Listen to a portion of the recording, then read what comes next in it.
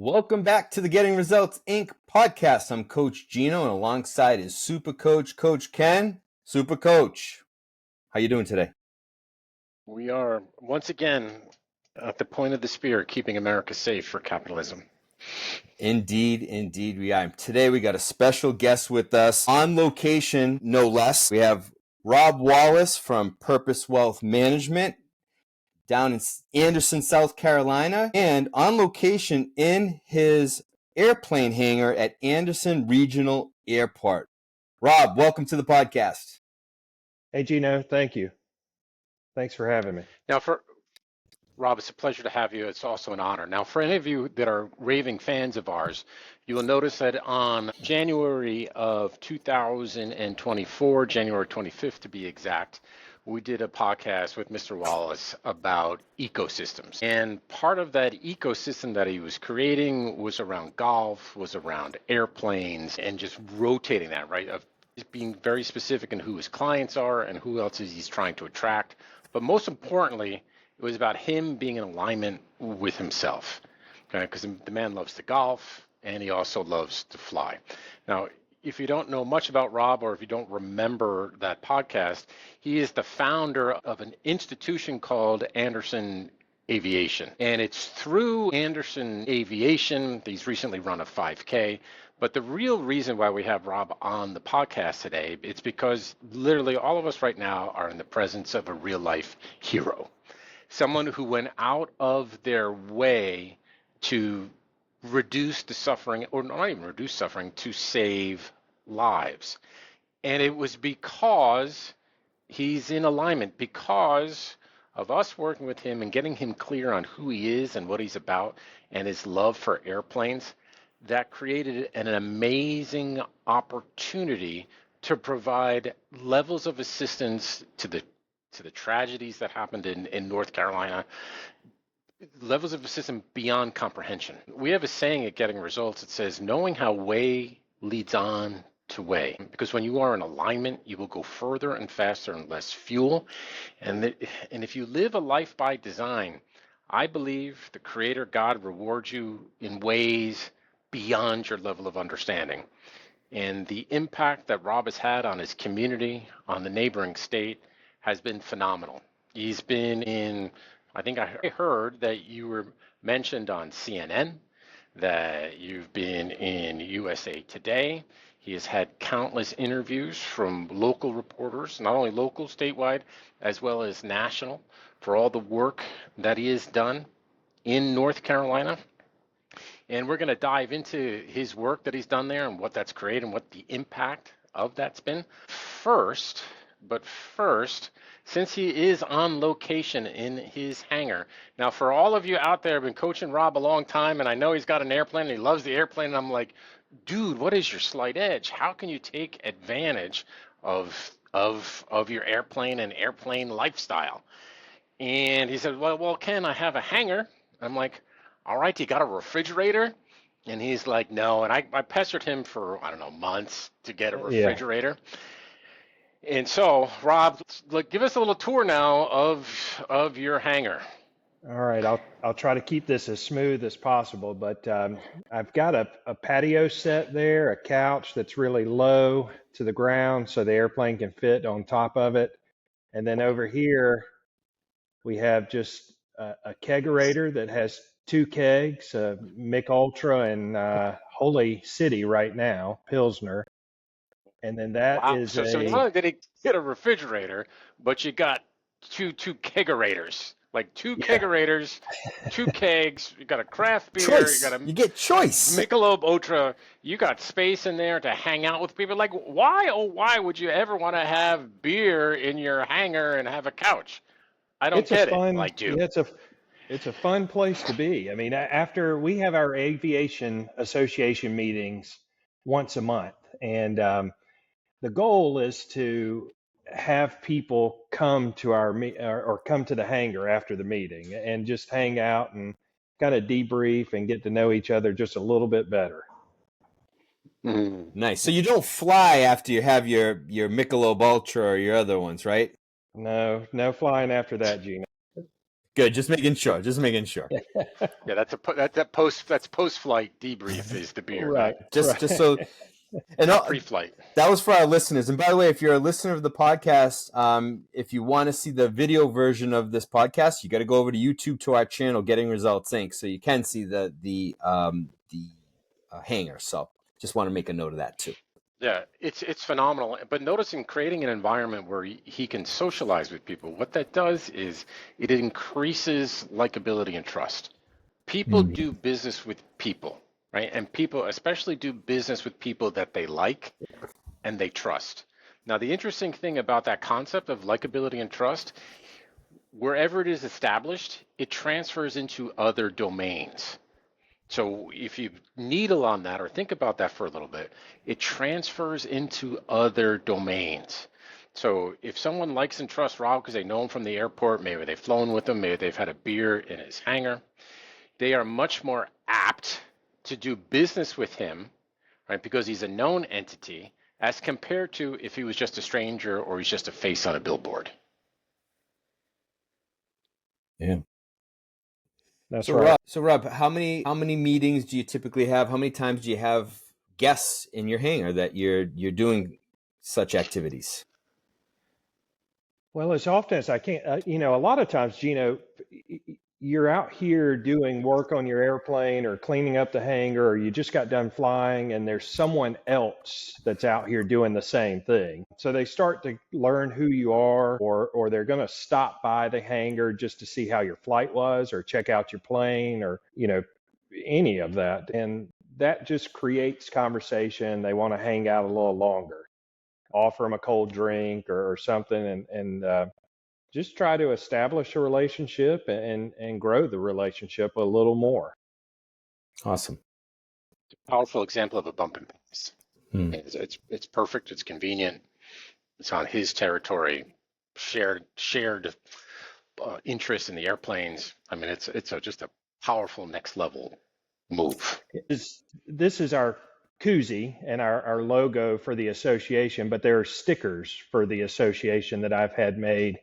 And I don't have one on me, but the sticker looks almost just like this logo. And the idea of it was, so outside of my hangar door, just above the lock, you put the sticker on the door. And that way I know, and we all know, who's part of the association or not. And if I'm riding down this long row of hangars and I see 3 doors with association stickers, well, that's how I know they've come to one of our meetings, or at least one, probably more. And they're self-identifying as part of a member of the association. So if I see that, I may not know them all that well yet, but it just kind of gives me permission to stop and introduce myself again and get to know them a little more. Yeah, hopefully all of you can understand the levels of brilliance behind that. If that brilliance opens a door, he sees a sticker, it gives him permission to speak to them. Okay, and it's a natural connect point. Instead of a stranger going to a complete stranger, it's, hey, both of us are part of the same organization because they self-identified with a sticker. Now, once again, here's the genius part about that. Who created the sticker? Rob did. What's your guess? Right. Rob did. Who created Anderson Aviation? Rob did. So it creates immediate connections. I mean, once again, hopefully you guys are seeing the brilliance, or at least listening to the brilliance of this. And this is something that's also available to each and every one of your own individual businesses. As we've talked about many times in the past, it's slight edges that lead to exponential rates of return. Now, once again, how would you prefer to grow your business? At the airport with fellow pilots, or at the library, in the basement, doing that Social Security seminar with the wholesaler, paying for cupcakes and chicken? By design, what would you do? Nice. Yeah. A lot more fun. It's a lot more fun doing it with people that you enjoy being around, and in doing something that you enjoy doing. It's easier to repeat by doing it this way. No doubt. So, Rob, what was the call? Like, how did you find out about North Carolina, and what was that call to action for you? Like, what was that? What spurred you to do something? Ken, the hurricane moved through the upstate of South Carolina and into North Carolina on September 27th. It was a Friday. And kind of that morning, you're getting up and you're kind of looking at all the damage around you. You've lost power. We lost power within minutes of the wind kicking up and trees falling over. You're assessing the damage that morning. Everybody's outside. And it just kind of hits you. Wow. I mean, this was the worst storm that we've seen come through this area some are saying 100-year storms. Some in North Carolina, I heard say 1,000-year flood. So it's been a really long time since anything like this has come through this area. So on Saturday, I know a guy that's part of the airport named Scott Dunn, and Scott flew a helicopter mission. He's a helicopter guy, and he flew up to Banner Elk, North Carolina to, a friend of his called and said, hey, can you go get my parents? They're trapped in Banner Elk. And he did. And he landed, he got the parents out, brought them to a local airport here, and so they could fly to Florida to be with their son. But he tells the story that he saw the devastation there, and it was so bad that he went back again and again and again. And by the end of that day, he had taken out over 40 people. Wow. And brought them to safety. So he was sharing that story with me. I think it was late Saturday or early Sunday. And it just hit, us as a group, we just had to do something. These are really rural parts of Western North Carolina, the valleys and all those tiny communities. And the roads and bridges were completely washed out. They're just gone. Their communities, their homes, everything were just gone. And these people were taking shelter wherever they could. And that's kind of how it started. We just we rallied Scott, and there's a local county councilman, Brett Sanders, and myself. We just decided we had to do something. Wow. And this is not a government thing. This is just a couple of citizens getting together and taking action in a time of need. Yeah, absolutely. So now who did you know how to help, or how did people self-select? Like, how did you know who to help, and how did you get them what they needed? It was suddenly there was a lot of information coming in. We had a couple of guys, Scott knows, he's the helicopter guy, and he knows other people that fly helicopters. And a helicopter, you can land nearly anywhere, a flat field, a parking lot, a road. So there were helicopters, and as they go in and hover over fields and just assessing the damage, people would run out and start waving down help. They would write SOS on their roofs, or they were looking for help, and we quickly realized that they would share their phone number, or, hey, there's a family member, could you call them and let them know that I'm okay? So we started doing that, and then we left them. It evolved very rapidly, where we left them with just a piece of paper and a pencil or a pen, and said, hey, write down what you need. What are a list of supplies that you may need? And then they would pass that over to the helicopter pilot the next time he was in the area.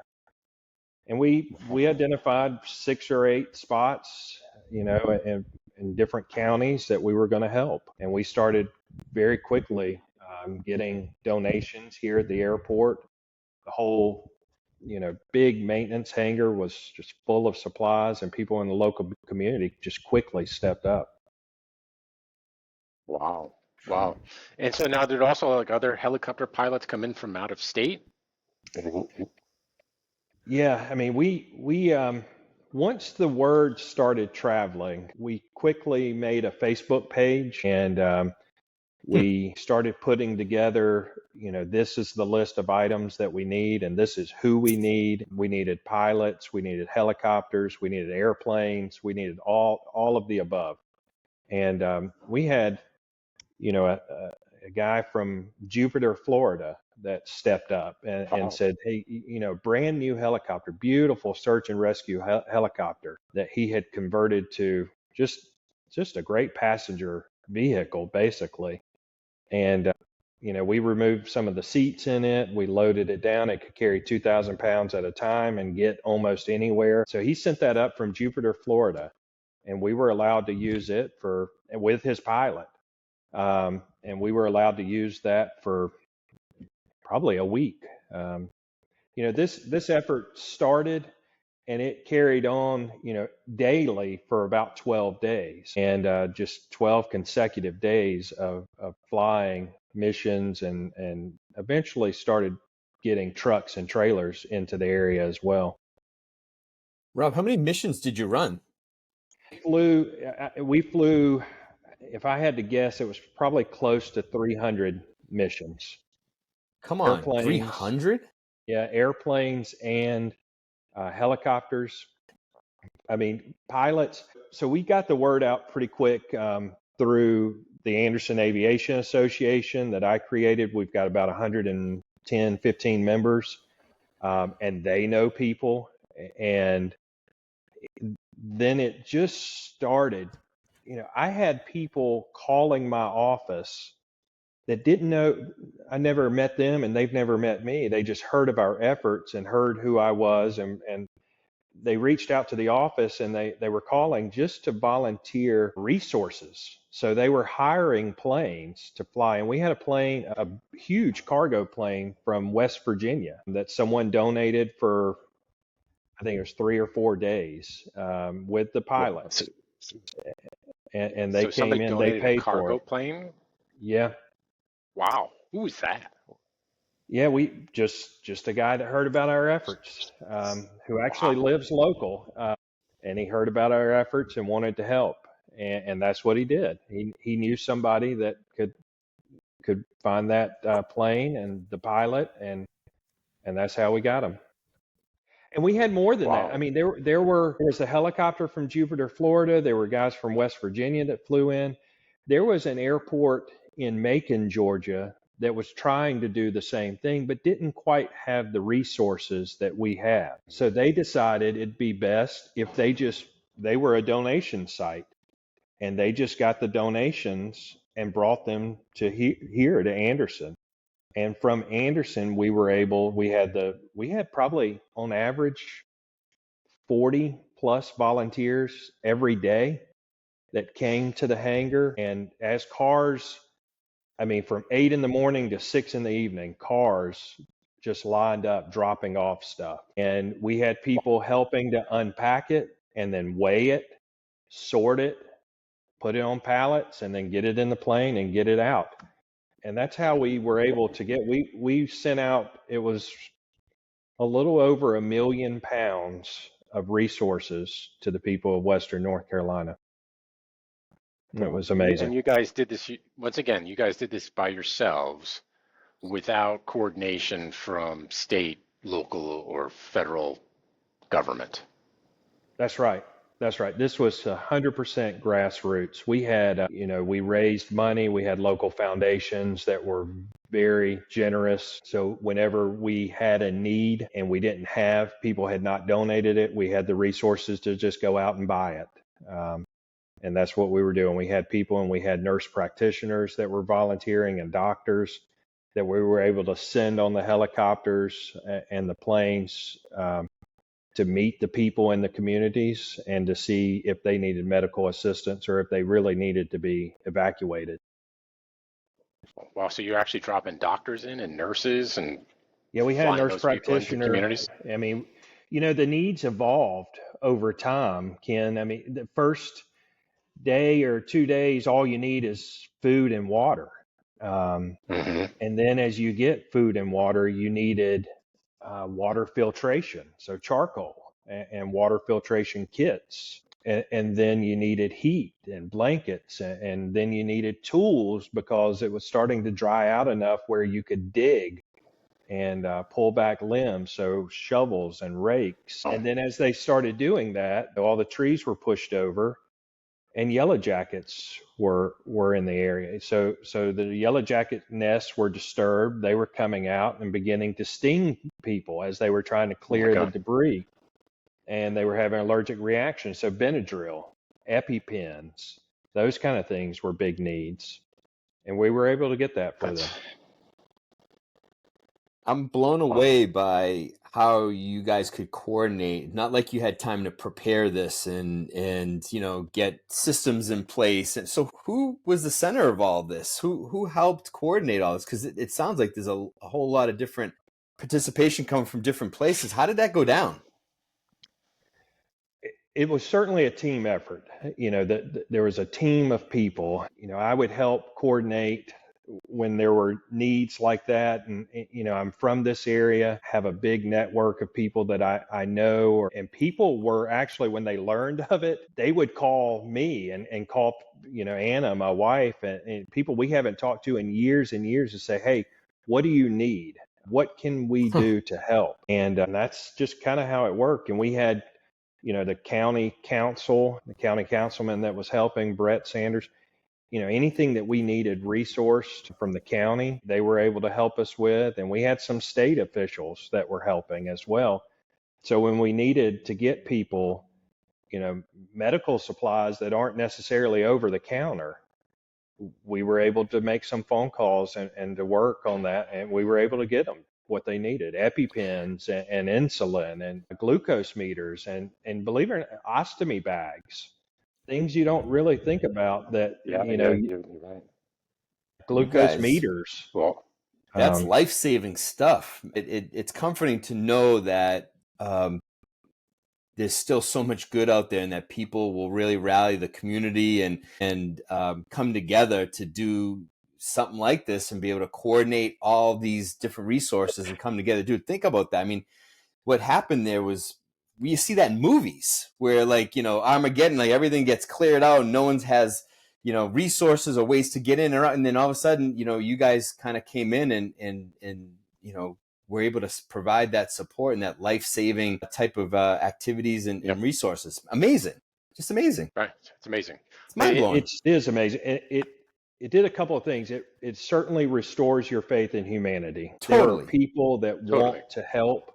All they have to do is be asked to help. And there are people, you have to have the ability just to step up and say, I'm going to do something. I want to help.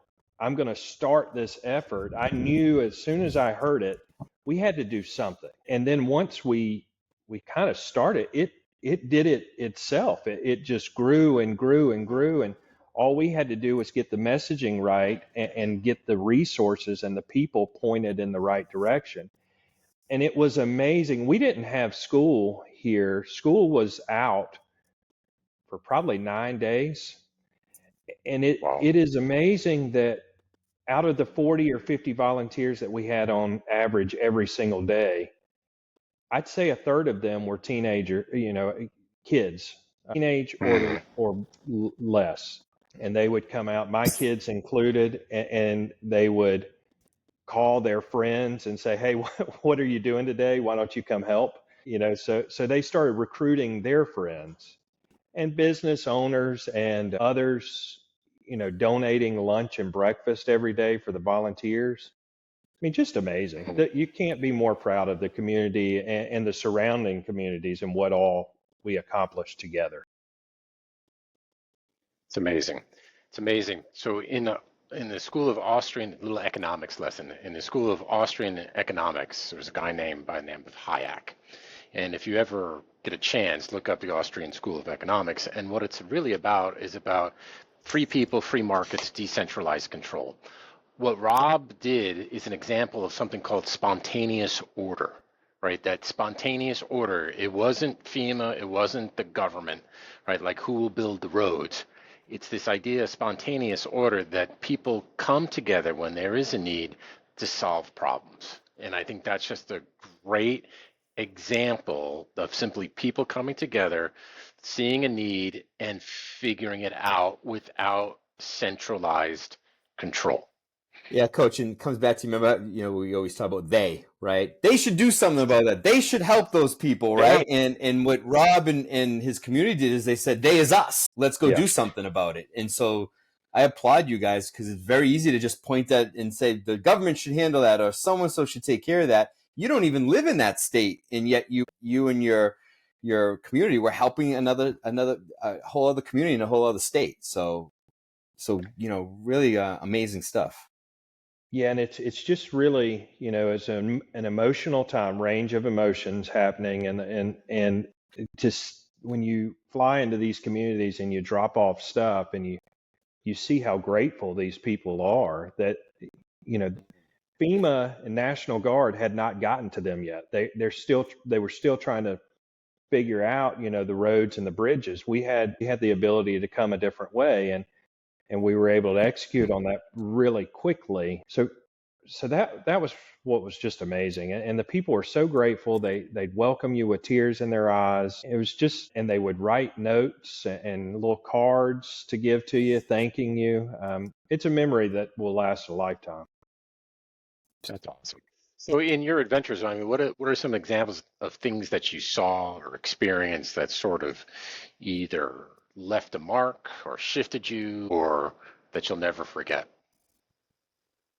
It, there's so many stories. That search and rescue helicopter.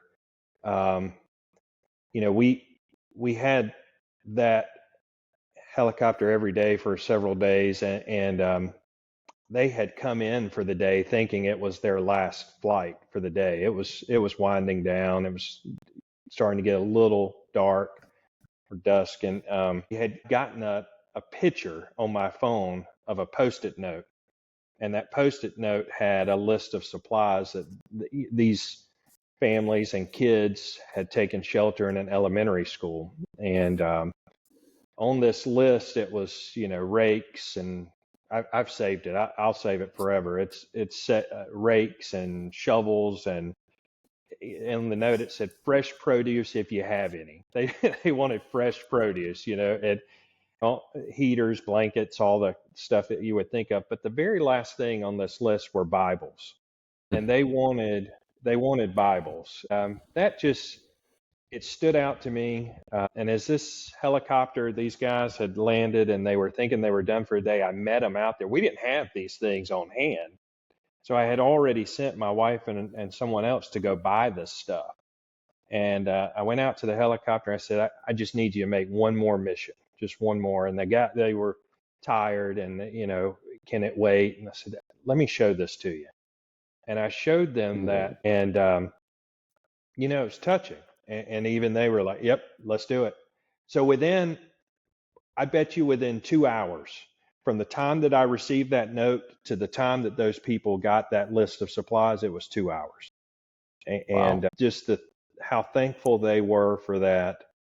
And then you hear it. I think it had been a week already. It was a Sunday after. So a week, 7, 8, 9 days since the storm, we had been going just wide open every day, and starting to think about, we've made a good impact. We've done what we needed to do. It's a big impact. And why don't we start thinking about dialing this down? That would have easily been a good time to say hang a feather in your cap. And that morning, it's about 10:30, we got a text. Anna got a text and said, hey, we need body bags.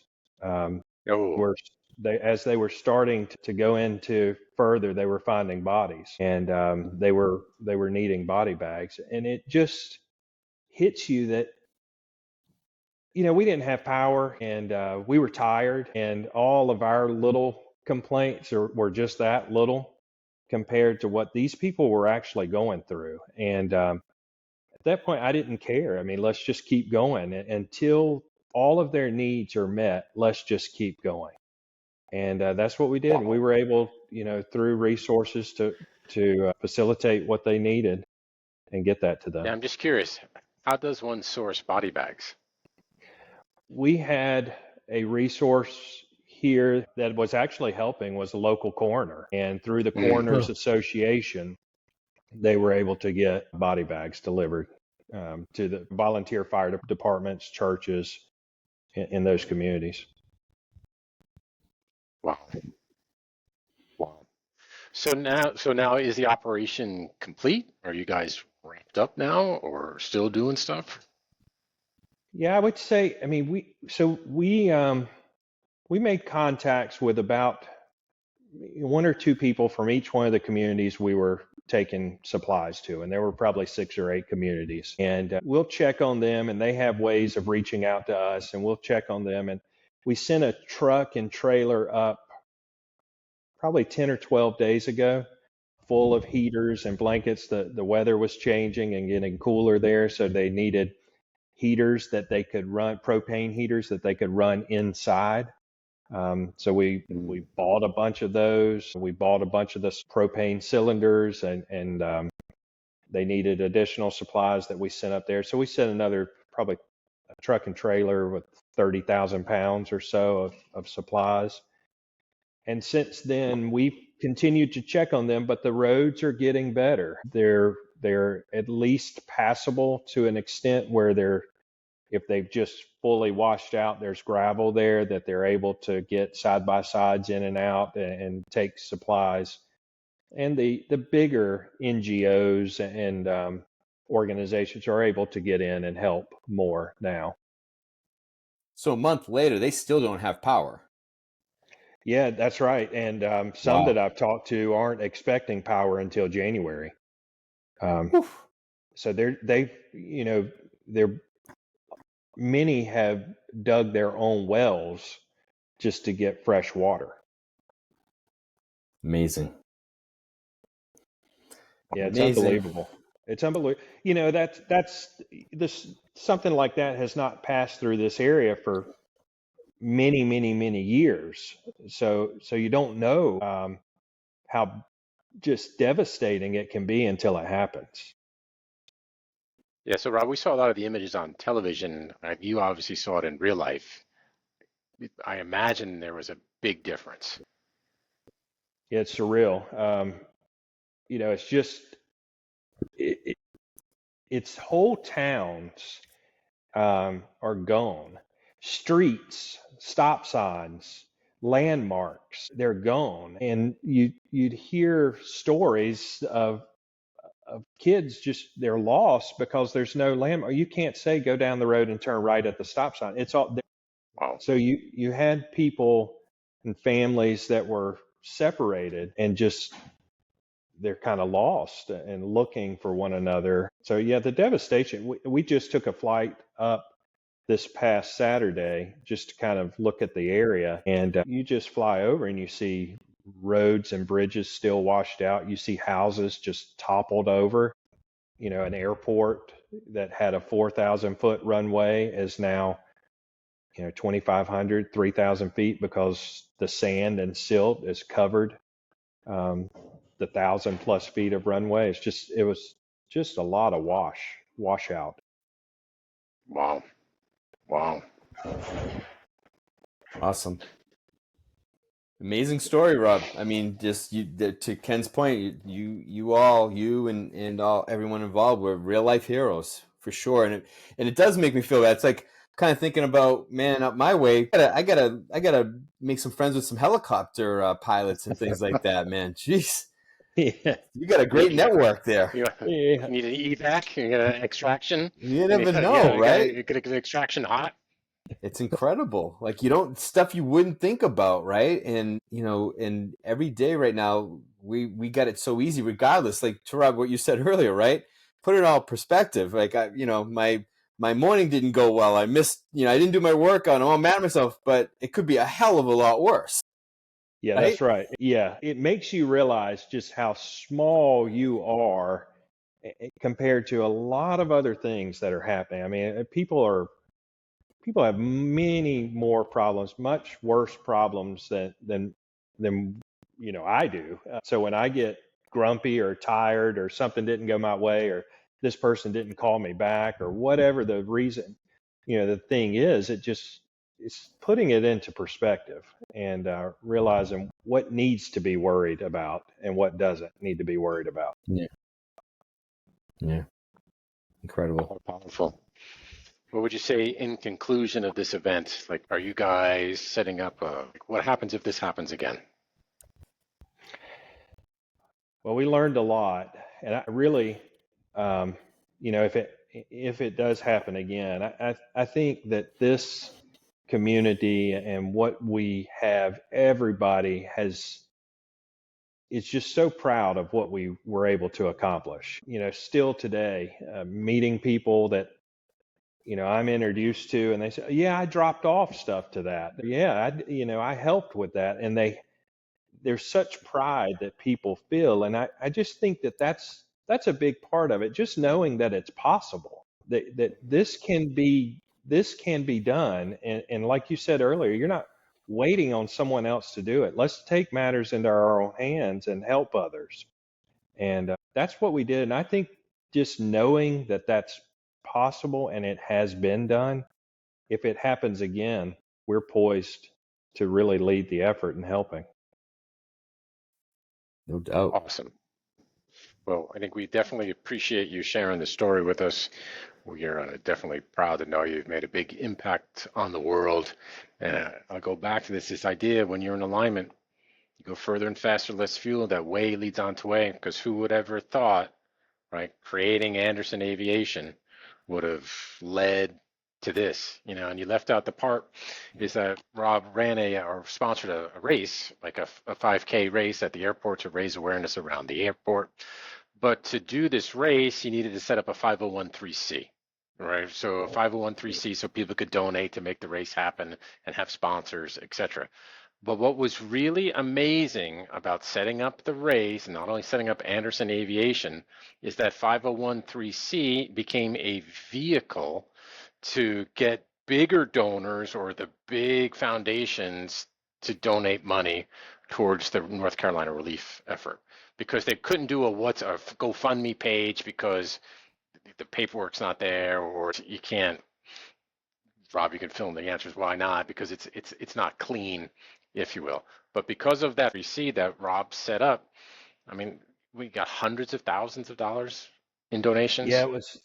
I mean, that's right. That the 501c3 I set up, 6 or 7 months ago, just for the race and the association. It just felt like that was the right thing to do and incentivize and try to get sponsors to donate to this, because we were building a park here at the airport, a playground, and the Earn Your Wings 5K was a way of doing that and raising that money. Little did I know that this hurricane was going to happen, and when organizations, businesses, foundations started wanting to give, they were reluctant and didn't want to give to a GoFundMe page. So having the 50, it was amazing that it was there. We were able to receive the funds in a way and I had all the documents that they needed to show that it was a true Yeah. not-for-profit. Yeah, it was legit. And save lives. It was over $100,000 that people and organizations and foundations gave for these efforts, and all put to just good use. I mean, the fuel alone was a huge part of it. Amazing. And now you said the Earn Your Wings 5K, is now that a tradition going into the future? Yeah, it sure is. I mean, it was a blast. The first time ever doing it here at the airport, the Mm-hmm. money went to build a playground, and we had 335 people signed up to run the race, which was just incredible. Raised nearly $40,000, participant sponsors and participants. So it was, yeah, it's going to be an annual tradition, and it will be.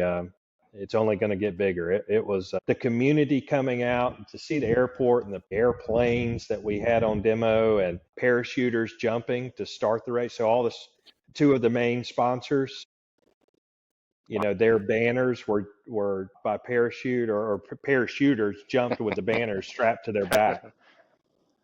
Yeah, Wow. so the sponsors got huge publicity, and then the American flag last with the national anthem being sung was That's just awesome. a great way to start the race. That is awesome. Notice when you're up to stuff, right? You raise that flag, interesting things happen. You can live a life that doesn't have to be boring. You can live a life that you can actually sponsor, make an impact on things. And that happens when you're in alignment. Notice there's a common theme, airplanes. So all of you out there that are watching and listening, think about something. What's your thing? What's your slight edge that could lead to a path that benefits all? Rob, we appreciate you being on the podcast, on the pod. Gino, as always, great job. What you have the closing? Any closing statements from No, Coach hey, Gino? Rob. Yeah, just say, Rob, thank you for being you and being up to big stuff, because you being up to big stuff helped a whole lot of people. To our listeners, if you listen to today's podcast and you got value from it, please be sure to share and follow our podcast. Hit the like button or give us a rating. We can be found on both Spotify, Apple Podcasts, and gettingresultsinc.com. By the way, if you want to see the video version of this episode, please tune in to YouTube, to our channel, Getting Results Inc., and check out the video. That way you get to see Rob's, his, actually, we didn't show the plane. Rob, would it be possible to show the plane real quick? Let's see. I just see the tail end of it, but yeah, it's. There you There go. it is. And there's the plane, right? Yeah. Awesome. So there's his hangar and there's his plane. So I just want to make sure we share that to anyone on the video. So thank you again. Tune in next week for our next episode. Be great.